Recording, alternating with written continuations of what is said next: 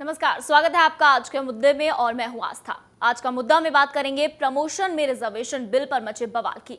UP में reservation के विरोध में करीब 16 लाख कर्मचारी हड़ताल में शामिल हुए। वहीं रिजर्वेशन समर्थक कर्मचारियों ने 4 घंटे ज्यादा काम कर हड़ताल की भरपाई करने की कोशिश की। इस बिल को लेकर राज्यसभा में भी जमकर हंगामा हुआ। समाजवादी पार्टी और बहुजन समाज पार्टी के सांसद आपस में भिड़ गए। इसके साथ ही बात करेंगे बाढ़ से हुई तबाही की।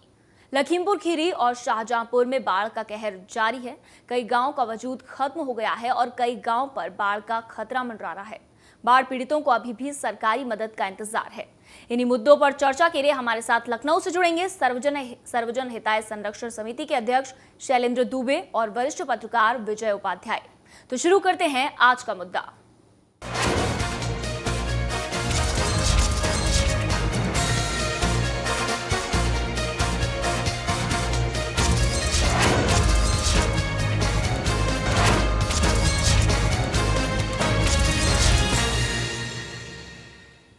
सरकारी नौकरी में प्रमोशन में रिजर्वेशन के खिलाफ यूपी में करीब 16 लाख कर्मचारी हड़ताल पर रहे। कई जगहों पर सरकारी दफ्तर में कामकाज पूरी तरह ठप रहा। वहीं रिजर्वेशन के समर्थन कर रहे कर्मचारी संगठन ने 4 घंटे अधिक काम कर हड़ताल की भरपाई करने की कोशिश की।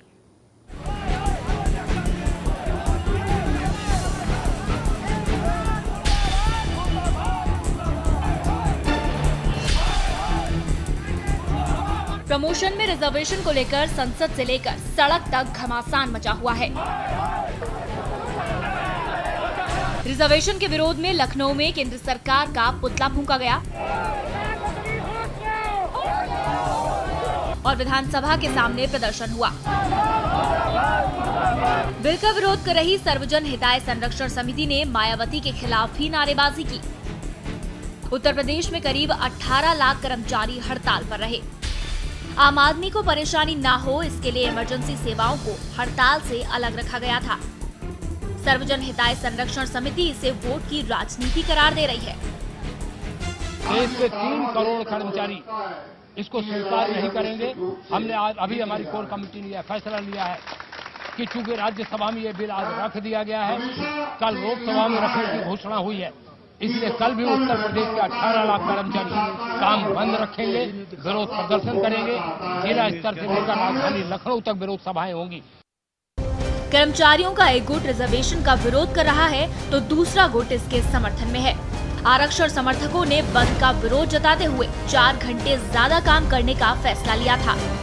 जब तक लोकसभा में पास होने के उपरांत इस पर कानून नहीं बन जाता, तब तक ये हमारा संघर्ष लगातार जारी रहेगा और हम लोग जरूरत पड़ी तो आंदोलन, प्रदर्शन और ये भी करेंगे।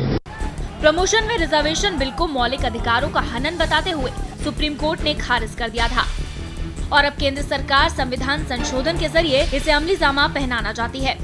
ये एक तरीके से चुनावी दांव भी है, क्योंकि 2 साल बाद चुनाव होना है और केंद्र सरकार की नजर SC/ST समुदाय के वोट बैंक पर है।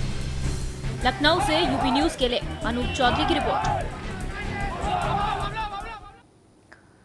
तो सर्वजन हिताय संरक्षण समिति के अध्यक्ष शैलेंद्र दुबे से यहाँ पर बात करेंगे। शैलेंद्र जी, प्रमोशन में आरक्षण को लेकर के हर तरफ, चारों तरफ बवाल मचा हुआ है। कोई इसके समर्थन में है तो कोई विरोध कर रहा है। आपकी नजर में प्रमोशन में आरक्षण कितना सही है? देखिए, पहली बात तो यह है कि पदोन्नति में आरक्षण के मामले पर माननीय सर्वोच्च न्यायालय ने 4 बार अपने फैसले दिए हैं और 4 बार संविधान का संशोधन किया जा चुका है। अब 5वीं बार संविधान का संशोधन हो रहा है। तो 4 बार सर्वोच्च न्यायालय जिस चीज़ को खारिज कर चुका है, सवाल यह है कि वोट की राजनीति में सर्वोच्च न्यायालय का सम्मान किया जाएगा, संविधान का सम्मान किया जाएगा या नहीं किया जाएगा। आज राज्यसभा में जो बिल रखा गया है, उस बिल में जो प्रोविजंस हैं, यानी अनुसूचित जाति के कार्मिक के लिए बैकवर्डनेस नहीं देखी जाएगी, उनका समुचित प्रतिनिधित्व है या नहीं, इस बात को भी नहीं देखा जाएगा जी। और तीसरी बात, बहुत कनिष्ठ कार्मिकों की पदोन्नति करने से, अपने से सीनियर के बॉस और सुपर बॉस बनाए जाने से प्रशासनिक क्षमता पर, प्रशासनिक दक्षता पर विपरीत प्रभाव नहीं पड़ेगा, यह भी नहीं देखा जाएगा। इस संविधान संशोधन के बाद हम देश को किस दिशा में ले जाना चाहते हैं, यह संविधान के मूल ढांचे के साथ छेड़छाड़ है। यह संविधान प्रदत्त समता का अधिकार जो है, कर्मचारियों को और इस देश के नागरिकों को मिला हुआ है उसका हनन है। और अभी कुछ ही दिन पहले माननीय जी वाहनवती जी ने, जो भारत के महाधिवक्ता हैं, अटॉर्नी जनरल हैं, उन्होंने सरकार को लिख के यह सलाह दिया है कि संविधान के मूल ढांचे से छेड़छाड़ होगा संविधान संशोधन, और यह अपेक्स कोर्ट में फिर स्टैंड नहीं करेगा तो हर बार सुप्रीम कोर्ट इसको खारिज करेगा और हर बार संविधान संशोधन किया जाएगा। और कितनी जल्दी है संविधान संशोधन की। आज जो कुछ भी राज्यसभा में हुआ, सारी मर्यादा लोकतंत्र की तार तार हो गई, शर्मसार हुआ है लोकतंत्र। जिस तरह से संविधान संशोधन बिल को वहाँ पारित कराने की आज कोशिश की जा रही थी जी। इसलिए मेरा यह कहना है कि माननीय सर्वोच्च न्यायालय के फैसले का सम्मान किया जाना चाहिए। वोट की राजनीति करने के लिए राजनीतिक दलों के पास और भी मुद्दे हैं, लेकिन सरकारी सेवाओं के साथ और माननीय सर्वोच्च न्यायालय के फैसले पर राजनीति बंद होनी चाहिए। यह राजनीति अगर केवल अनुसूचित जाति जनजाति के 20% कार्मिकों के वोट के लिए हो रही है तो 80% कार्मिक देश के जो 3 करोड़ कर्मचारी हैं, जो सामान्य और अन्य पिछड़े वर्ग के हैं, वह भी लामबंद हो चुके हैं। और वोट की राजनीति का वोट से वह भी जवाब दे सकते हैं और जवाब देने के लिए तैयार हैं, क्योंकि यह संविधान संशोधन ऐसा संशोधन आ रहा है जिसके बाद अनुसूचित जाति के कार्मिकों की 18-20 साल में तो 4 पदोन्नतियाँ हो जाएंगी और सामान्य और अन्य पिछड़े वर्ग के जो कार्मिक हैं वह सारे जीवन काल में एक भी पदोन्नत नहीं पाएंगे और बिना पदोन्नत पाए रिटायर होंगे। यह कौन सा समता का सिद्धांत है? इस कारण से हम लोग इसका विरोध कर रहे हैं।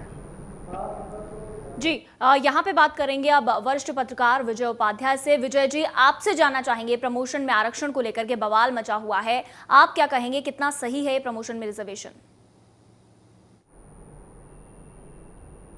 देखिए, सही गलत तो केंद्र सरकार को बताना चाहिए था कि जब वो प्रस्ताव ला रहे थे संविधान में संशोधन के लिए तो सबसे पहले उनको बताना चाहिए था कि वो क्यों करना चाहते हैं, सुप्रीम कोर्ट का आर्डर क्यों गलत है और क्यों इसकी जरूरत है कि तत्काल संशोधन प्रस्ताव वो ले आए। जब 4 फैसले आ चुके हैं सुप्रीम कोर्ट के और जो प्रशासनिक कार्यकुशलता की बात कर रहे हैं दुबे जी, वो भी अपने आप में एक बहुत बड़ा सवाल है। पूरा देश और खासतौर पे उत्तर प्रदेश तो प्रशासनिक अक्षमता का एक नज़ारा पेश करता है। कोई भी योजना यहाँ सफल नहीं होती, एनआरएचएम में घोटाला हो जाता है, इसके बाद आप नरेगा में घोटाला हो जाता है, कोई भी योजना इंप्लीमेंट नहीं होती है। वजह क्या है? वजह यह है कि अक्षम अधिकारियों को जिम्मेदार पदों में बैठा दिया गया है। मेरा ये मतलब नहीं है कि आरक्षण से आए हुए अधिकारी अक्षम हैं। मेरा कहने का मतलब ये है कि जब आप नौकरी में आ गए और उसके बाद आपको सारी सहूलियतें दी गई और आप में अगर योग्यता है तो आप प्रमोशन आपको मिलना चाहिए, लेकिन अगर योग्यता नहीं है तो प्रमोशन के लिए आपको सिर्फ जात के आधार पर दे दिया जाए, इसका कोई तर्क नहीं बनता है। और शायद यही वजह है कि सरकारी योजनाएं और सरकारी विभाग और सरकारी कार्यक्रम हमेशा फ्लॉप होते हैं या घोटाले के शिकार हो जाते हैं। एक बात तो ये है। दूसरी बात ये है कि केंद्र सरकार को पहले एक स्पष्टीकरण देना चाहिए था, जनता को बताना चाहिए था कि क्यों हम करना चाहते हैं, क्या वजहें हैं और क्यों जरूरी है।